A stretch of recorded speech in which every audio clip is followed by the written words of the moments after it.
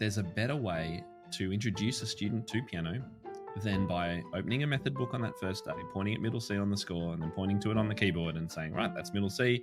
Here's what it looks like on the music. Let's play some middle Cs.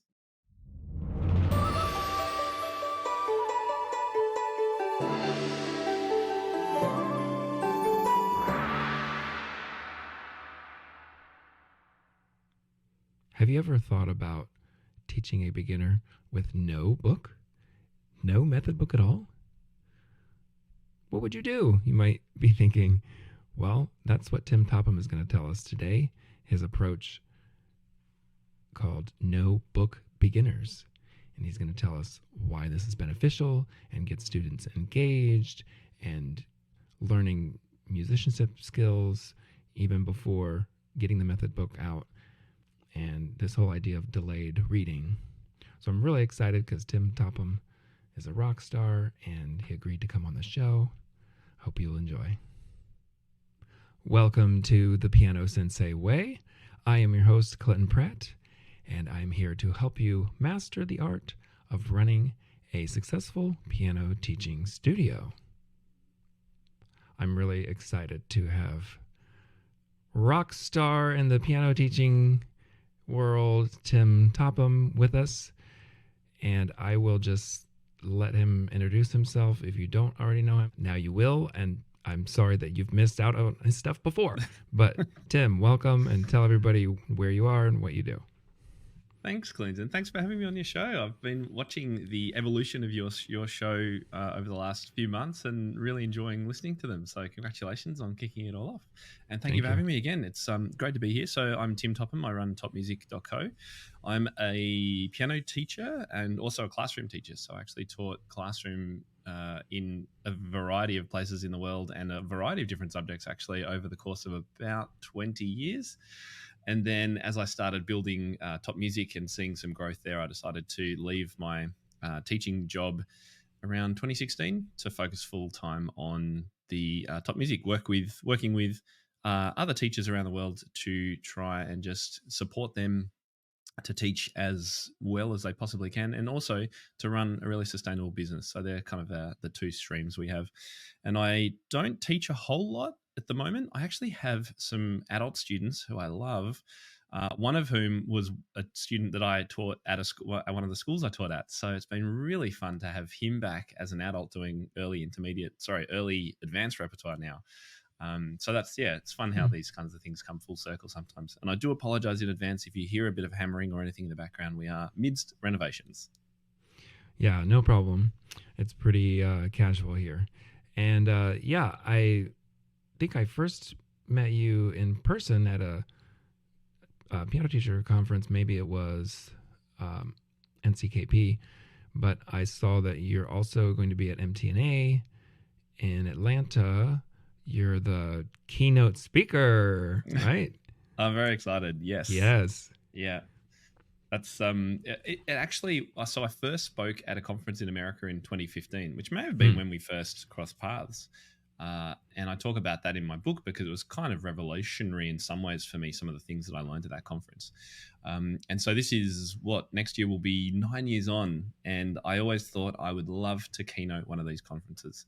And I get the opportunity to next year, which is both terrifying and a great honor. Yeah, well, I think it'll be great. So good luck. And I'll see you there. No doubt you'll be doing many presentations. I think the last conference we were at not long ago, you had about 4 or 5 or something. It was crazy.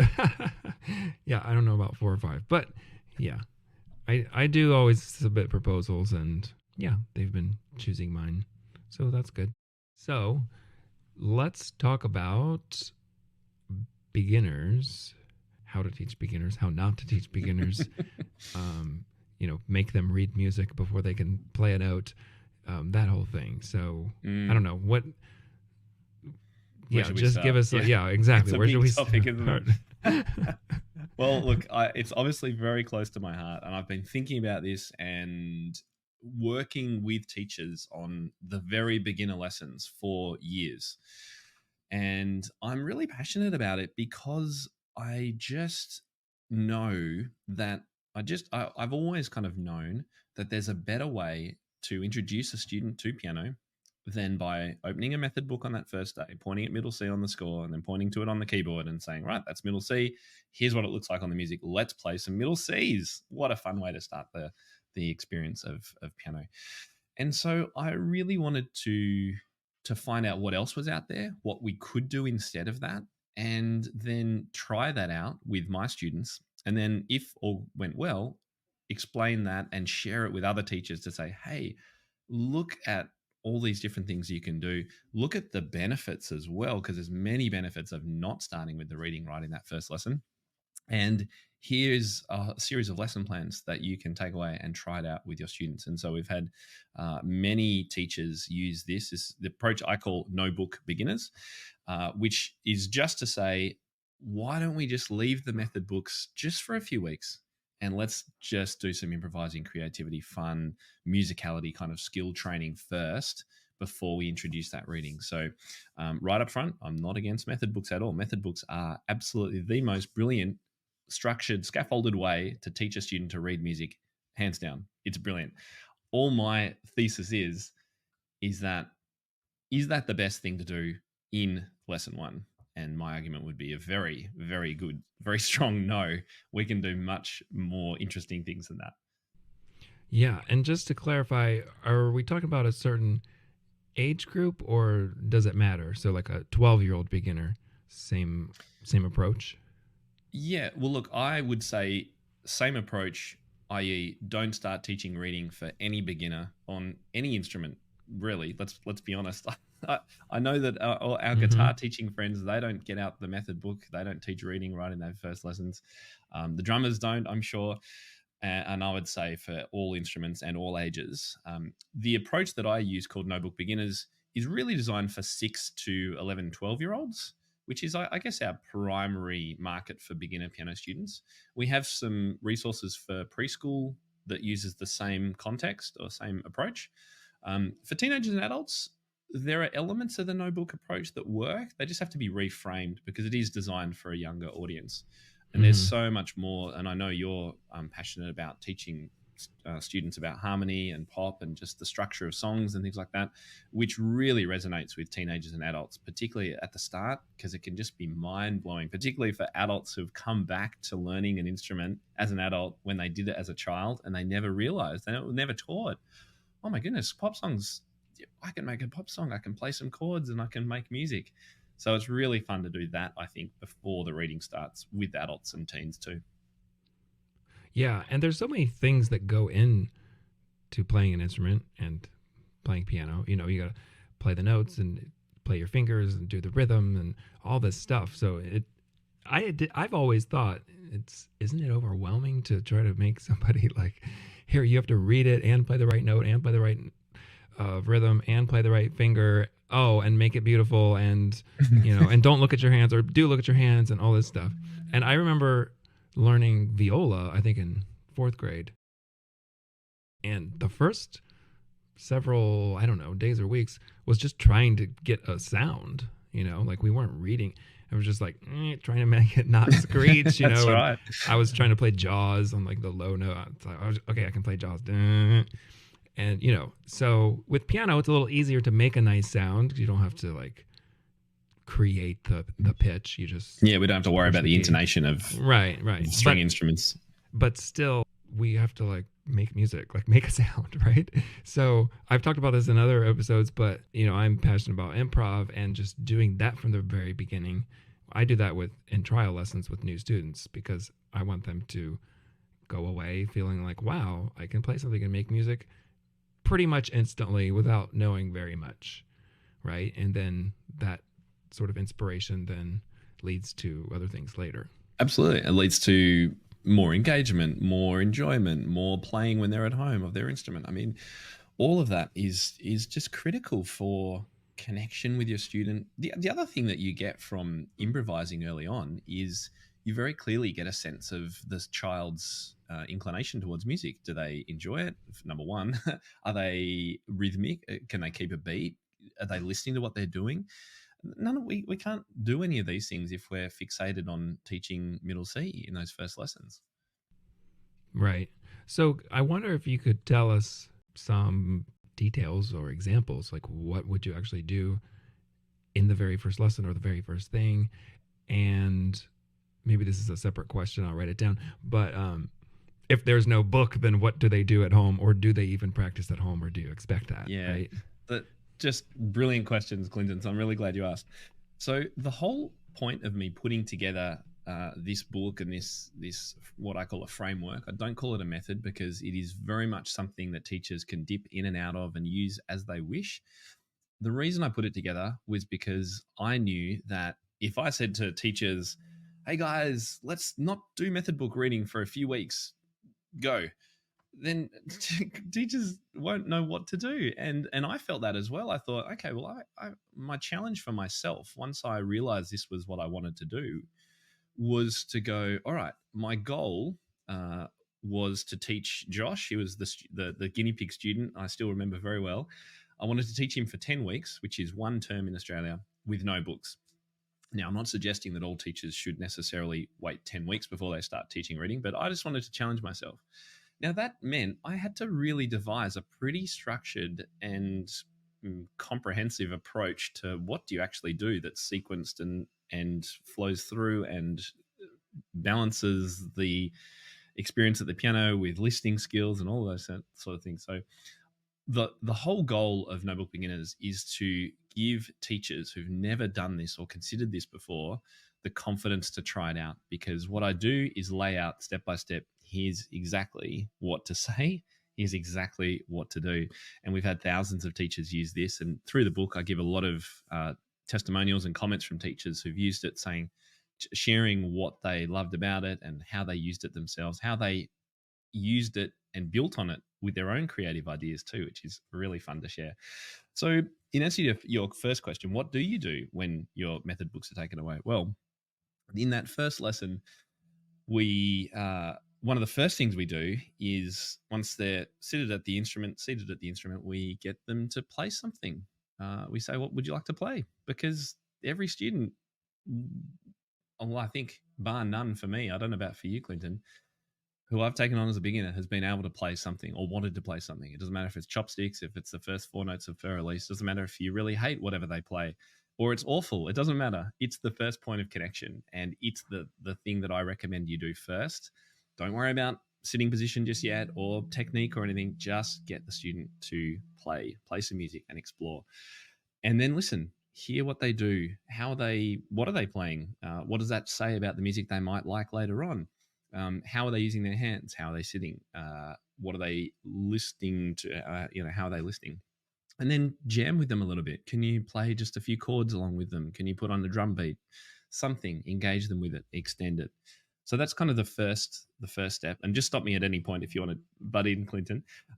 First step. Second step for me is basic technique. And by that, I only mean let's get them sitting at the right height and know how to do that themselves. So we have some fun and games where you teach them how to do it, and they teach you back, and you slouch at the piano and they try and fix you up, all that kind of stuff. I also use a ladybug toy to sort of get them to check in with their arms and shoulders and hand position and things. And then the next part of the lesson is improv, which I know you are a big fan of. And the black keys are the best place to start. So we do that. We start with a few notes on the black keys, and I give the teacher accompaniments. We also have fully recorded and orchestrated backing tracks, and we have a number of different styles. I've got about 3 different styles. There's kind of a boogie style, there's more of a pop style, there's a sad one, there's a happy one kind of thing. And they can explore those during lesson. And that's an easy 30 minutes there. I tend to pack the lesson plans with more than you might need. So in actual fact, the 10 weeks, which is the full amount, could easily spread over to 20. And it all depends on your student, of course. And then you asked about practice. So in the book, and you probably do this too, Clinton, and I'm sure your listeners do, one of the worst things to say to a student really is practice. So let's talk about play. I really think let's just play your instrument, because play sounds fun, right? So we do give teachers a play plan, a practice plan for their children, their students to go on with, because that was one of the other big questions that I had as well. I'm like, okay, so there's no method book. What are they going to do at home? Great question. So we actually specify. Well, I've specified it what they should be doing and what you can let them do. And part of the reason of orchestrating these backing tracks and having the recordings available is so that they can continue to go on and do some more of the improv. We do a little animal improv as well in that first lesson, so they can make up a different version of that. They can teach their parent how to sit at the piano. There's a number of different activities that will keep them progressing during the week, and then they're going to come back and be able to show you something new to start off the next lesson. Yes. Okay. Great. My brain is spinning and stimulated because this is all very interesting. And I like how you say play instead of practice. I always thought that too. I'm like, we do say play the piano. So it should be fun, right? Like, why do we don't say, I'm going to go work the piano or I'm going to go, So we do say play, and yeah, we should say we say play that. The piano, but we say do your practice. Yeah. And it's hard. I automatically say practice as well. I've really had to focus on changing my language around, let's just play. And older teenagers and adults will kind of see what you're trying to do. Little kids will just go, I can play. That sounds fun.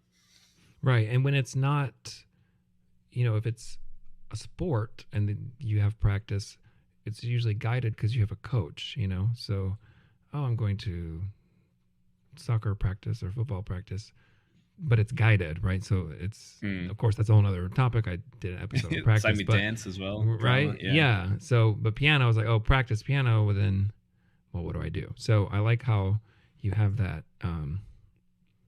laid out and that the student can play piano while they're at home and play along with the backing tracks. I love that too. Yeah. And getting the parents involved too. I think it is critical at those beginner stages, particularly with a 6, 7, 8-year-old. Get them involved. And so we do mention in the lesson plans ways to get the parents involved as well. Mm-hmm. So then is there so when it's no book beginners, okay, right. I was thinking no method book, but it's no book at all. So is there something that the student does have that's not a book that they can reference to remember what they're supposed to do? There's nothing physical for the student. Okay. The teacher can print out, and I would recommend printing out the lesson plan. So it is a book for the teacher. There's a teacher reference, I guess. But for the students, you can assign the play activities in whatever way that you feel works best. So you might write it in a notebook or an assignment book or on an app or whatever it is. But no, there's no specific book for them. Do you want to connect with other teachers in person? Do you want to learn new teaching strategies and explore outside-the-box approaches? Join us at the Creative Teaching Conference, a radical retreat to recharge and reinvigorate your teaching.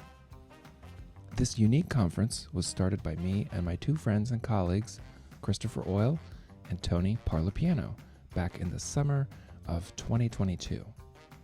All 3 of us had so many ideas we wanted to share, but instead of trying to get selected for an MTNA or NCKP conference, we created our own event. We each present a few workshops, but we also have guest presenters as well. Topics include improvisation, composition, student-led learning. You'll experience inspiring workshops on creative teaching strategies and creative performance ideas. Learn about different ways to structure lessons, such as online groups, memberships, and subscription models. We eat meals together and plan social time so you can connect with teachers from all over the country, forming new musical friendships that will last a lifetime. Mark your calendars for July 7 to 9, 2024 in Cincinnati, Ohio. Check out creativeteachingconference.com for more info. So at what point do you bring the book in? Well, that's a really good question. And apologies again for the sanding that's just started behind me. Hopefully it's not too loud, Clinton. The great thing about this framework is that teachers can use it as they wish. So I would, for someone that's never done this before, I would just encourage a teacher to pick one student and try just one lesson and see how it goes, kind of thing. You don't have to lock yourself into changing everything for all your students. A number of teachers will use maybe the first 3 to 5 weeks worth of lesson material and then start introducing a method book alongside. There's also this great around the world improv activity that goes over multiple weeks where they have a passport and different motifs from different cultures of the world. Heaps of fun. And I've heard a lot of teachers will use that alongside introducing the reading. That comes in at about week 5 or thereabouts. So it's super flexible. Teachers can use it as they wish. And that was a big thing for me. I'm not dictating you must do this for every student and follow it to the letter. Kick it off, try it out, see how it goes. And then different students you may use it differently with different students too. Right. So if you were the teacher, what would help you decide when to start bringing the book in? Like, is it when they're getting bored with the improv? I'm assuming the answer is no, because that's fun forever. Is it okay? We're ready to have a different kind of structure, or they can handle focusing on the page, or what?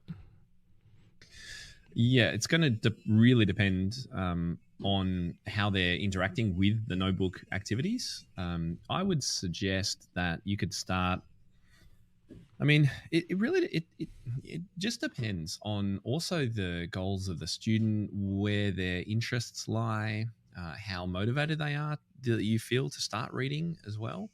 And some of these things develop over time. You may, as you've kind of mentioned, you may feel them getting a little bit itchy feet and like, oh yeah, maybe it's time to introduce something different. Or maybe they're just flying with the improv and loving it and creating and composing and doing even more than you even asked them to. And in that case, well, go with it. The great thing is that all of this improv activity, the chord work, all of these things that you and I both talk about are all activities that deepen students' understanding of music. It is a better way in many ways than just more reading. This unpacking, this creating, this composing teaches students so much about music, musicality, theory, harmony. So none of it is wasted. So if you do end up spending longer on it, it will be a good thing in the end. There's no real downside to delaying the reading for a few more weeks if the student's having a great time. Right. And you actually started to answer my next question, which, by the way, you didn't have ahead of time, and I'm just coming up with spontaneously. But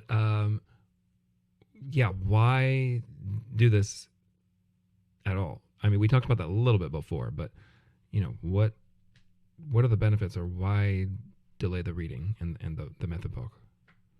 Yeah, I feel quite strongly that there's a lot of challenges that tend to emerge after a few years of students learning when we don't do some of these musicality skills right at the start. And by musicality skills, I'm talking about helping students clap back rhythms or echo play or sing notes that they hear.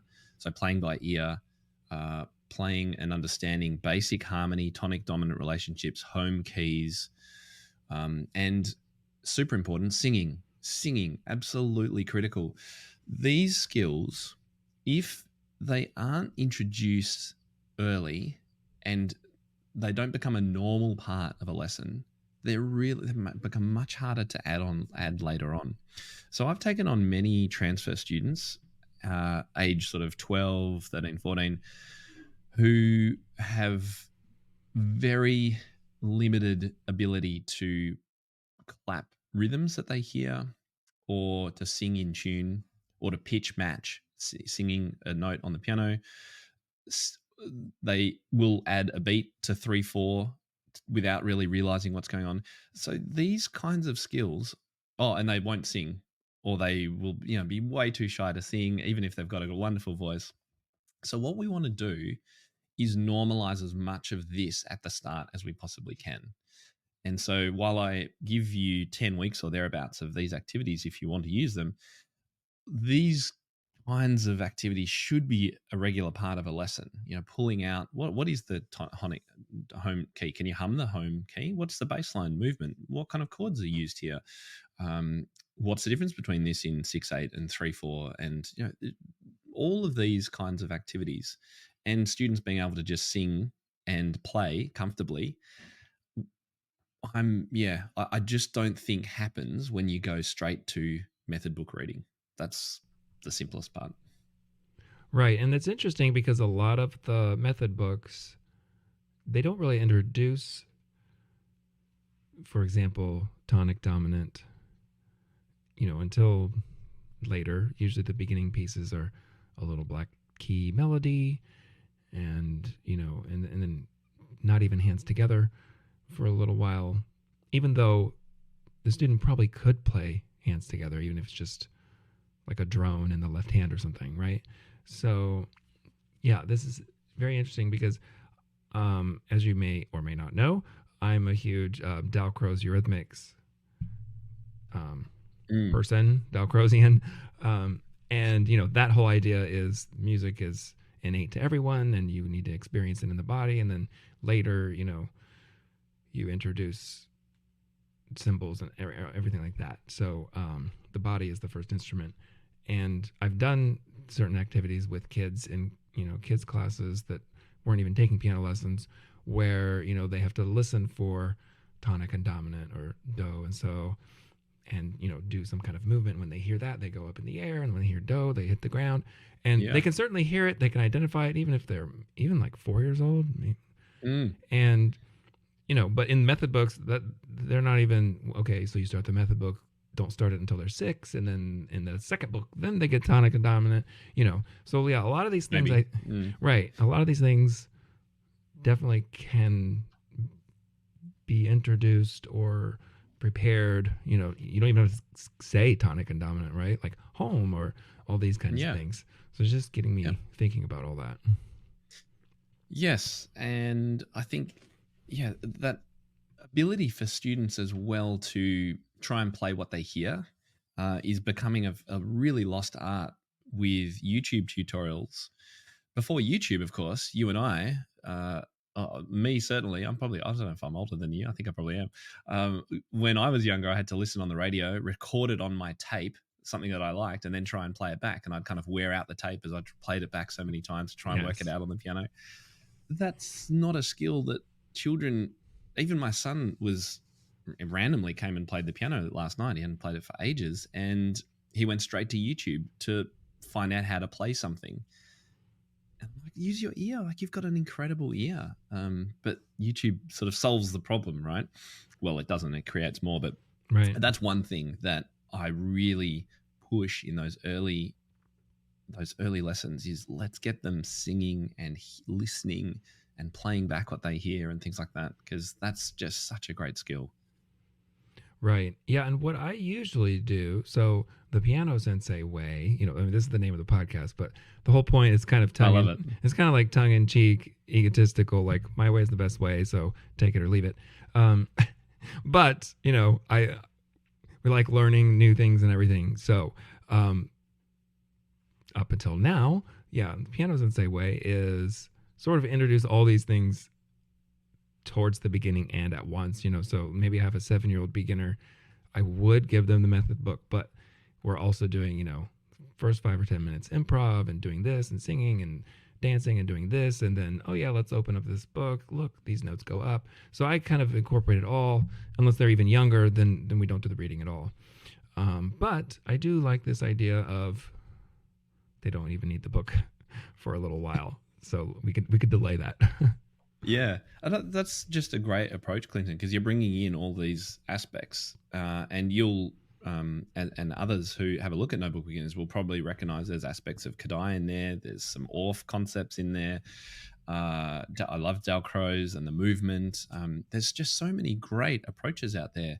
So why not? Let's pull, if you or any of the listeners have done some training in one of these things, pull that in, try it out, mix it up. You don't have to do the same thing and you don't have to follow a book all the way. Right. And I think a lot of teachers do recognize, for example, how children learn to speak a language is by listening and imitating first, and then you make the sounds, and then you form the words, then you read it later, and then you write it later, right? We don't tell children you can't speak until you can read it. I mean, that's ridiculous. So, the whole Correct. Suzuki approach and all that. So I think most teachers would probably at least acknowledge that, but I think since the method book is right there, they might think, okay, yes, but we'll just do a little bit of like not reading and then we'll do the book, right? Whereas really it's, yeah, I think it can be a hindrance, especially trying to teach things by, I don't even know what the word is. It's like the opposite of rote, right? It's like, let's look at the page. Here's this symbol. That's a quarter note. It gets one count. Now play the quarter, right? Instead of like experiencing it first, experiencing a steady beat and just playing a steady beat. And then later, like, oh, we can write it down like this or we read it like that. Yeah, that the whole language acquisition model was one of the things that really triggered this desire in me. I already had the thought reading from the start isn't the right way to do it. And then I went to that 2015 NCKP, which I think you were probably at as well, where Dr. Edwin Gordon's keynote was read out, and that was all about music learning theory. And just so many things in my mind were like, yes, this makes so much sense. Then I started talking to other people about it and interviewing them on my podcast. And yes, this sound before symbol process makes so much sense. As you say, we wouldn't force a child to read before they can speak. Get them speaking and making up words and having fun with it before that.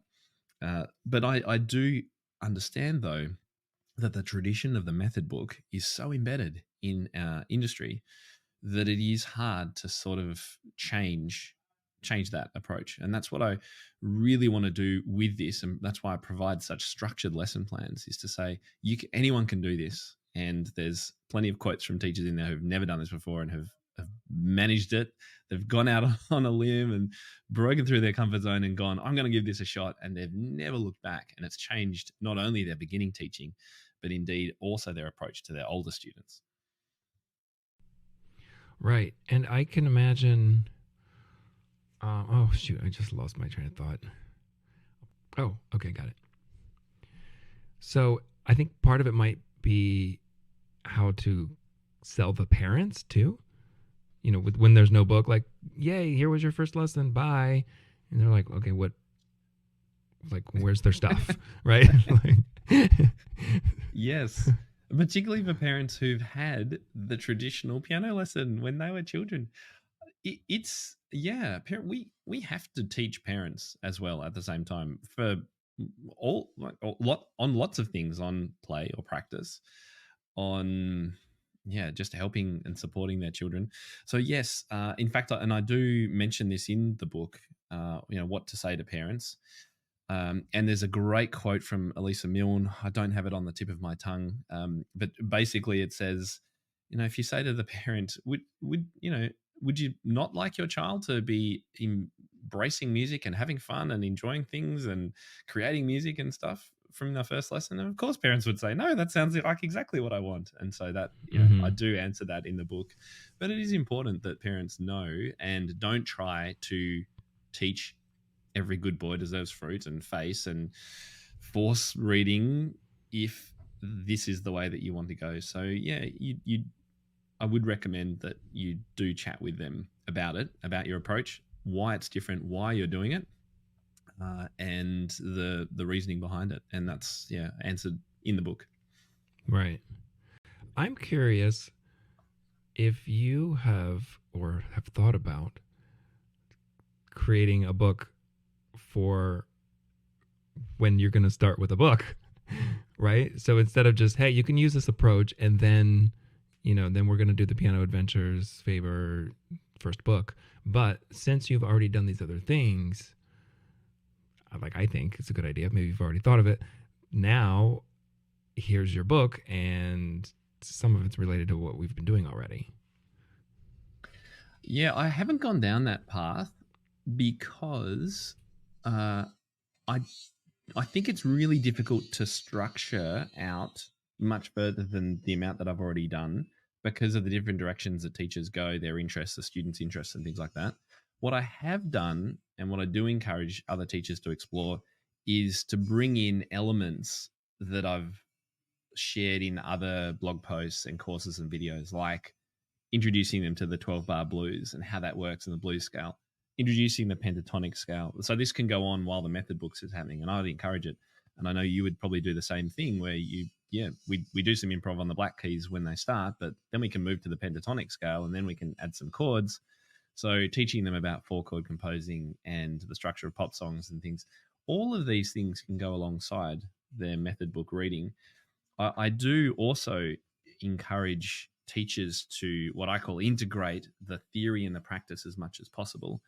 And by that, I mean, when a student is learning, let's say it's a early intermediate or mid-intermediate piece, it's a Dennis Alexander piece or something like that, to help them understand how the composer has put that piece together by looking at the chord progression. What key is it in? What chords are we likely to see in that key? Can we find those in the left hand? What's the left hand doing? Is it sort of playing fifths? Is it octaves? Is it chords? Can we just pull those chords apart? What if we just play the left hand and then do some improv using the scale of the key of the piece in the right hand? Like, there's lots of activities like that you can do alongside the teaching of the reading and the repertoire that will, again, deepen understanding, help the student make connections for themselves in their mind that will help them with all their repertoire later on. Yeah, that sounds great. We're getting close to the end of our time. And before we tell teachers where they can find out more and find you and all that, is there anything else that you want to say about this approach? I would just say, if you've ever been a teacher who's kind of just questioned this, is teaching this reading from the start the right way or the best way to teach my student? Or if you've had students that have just been a bit bored in those first few weeks, or if you yourself have been a bit bored with doing the same thing, introducing the same method book, the same pieces, and knowing exactly where they're going to use the wrong finger and forget that F sharp and all that kind of stuff. If you just want to mix things up a bit, then I would say try this out. Honestly, the most classically trained traditional teachers have had success with this, and as I mentioned before, literally changed other aspects of their teaching because of the positive impact of this approach. And if you're sort of nervous at all, then grab the book, have a look at the lesson plans, follow through with them in your head. I also share videos of me teaching the first 5 lessons at the piano, demonstrating exactly what to do, how to do it. There's the lesson plans you can print out. There's the backing tracks to support. There's sheet music so that you can play along. All of that stuff is provided. So just try it out and then just choose one student. And if you wanted to, and you really just wanted to tiny dip your toe in the water, then just pick one of the improvising activities or one of the games and just try that with one student and just see how it goes. Yeah, that's really good. I love that you have actual videos of you teaching the lessons. I'm sure that's really helpful. Okay, well, that sounds great. I'm convinced. So tell everybody where they can find it, buy it, all of that. Fantastic. Well, thanks again, Clinton, for allowing me to share this with you and your audience. It's a real pleasure. The information for the book is at topmusic.co/book. Super easy. It will also be available in print on demand via Amazon. We haven't got the details of that up yet, but the book is called No Book Beginners by Topham, so you should be able to search for it sooner or later and be able to find whichever version you want. But if you want, we'll also put links to Amazon and things like that on that page, topmusic.co/book. Great. Okay, I'll put that link in the description and show notes. And Tim, thanks again. It's really been a pleasure to have such a rock star. Thank you so much for coming on the show. And to everybody, feel free to make comments on the website podcast site page, thepianosenseiway.com. Also, there's YouTube video version, so you can see our handsome faces. YouTube, and then it's also The Piano Sensei Way. Thanks again. That's great. Tim. And I'm happy to jump in if questions or comments come through as well. Just let me know. Yeah. Okay. Sounds good. Thanks again, Tim. Thanks so much, Clinton. Thanks for having me.